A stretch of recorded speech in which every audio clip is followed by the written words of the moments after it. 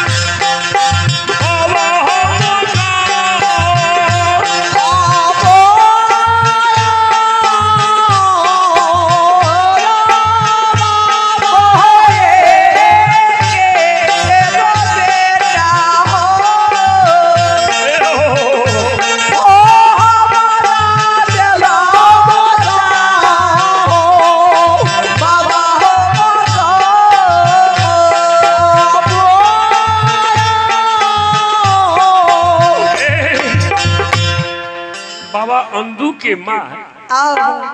काने छे आँख से नूर कल के माली अरे बुढ़ारी बेस में हमरा एक हो बेटा का फूल के कारण धर्म का परिया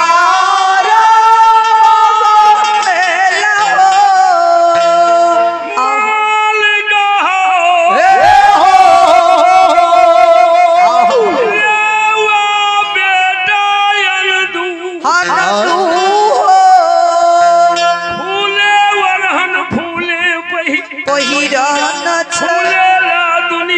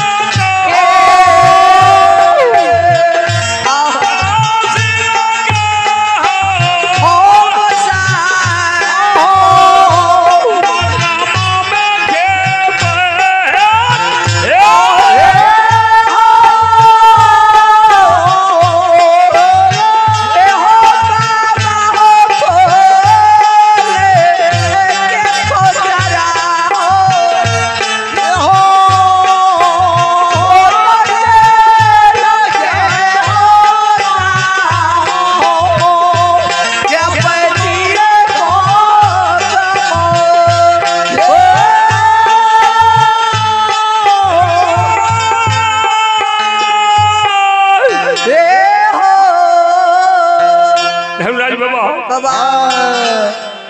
अंधू बेटा जी फूल दे रे फूल के खोचिया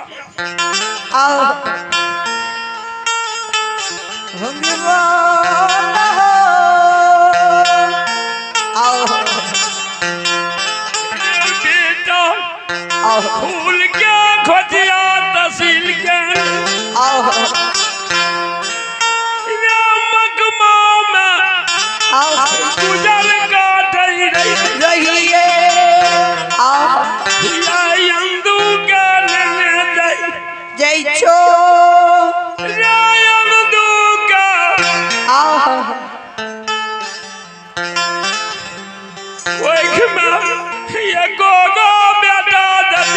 देती हो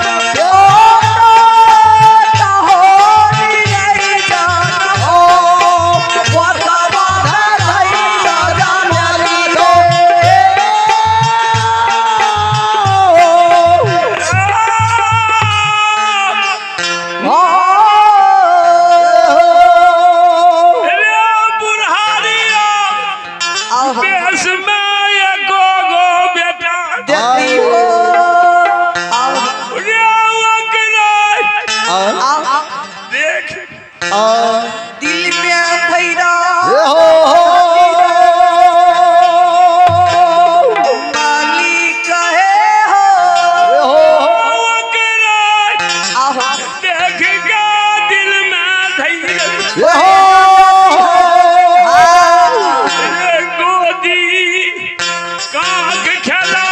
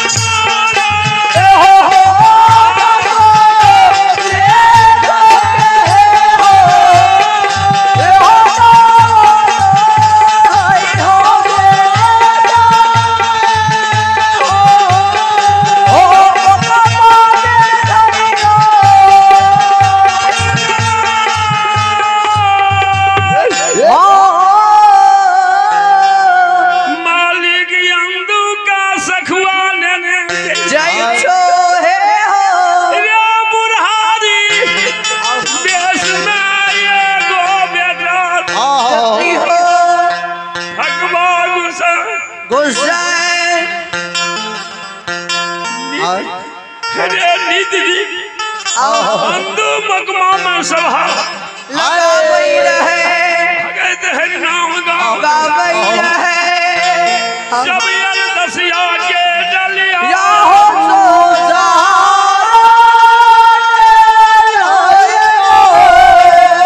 अनहरा के आँख जल के कोढ़िया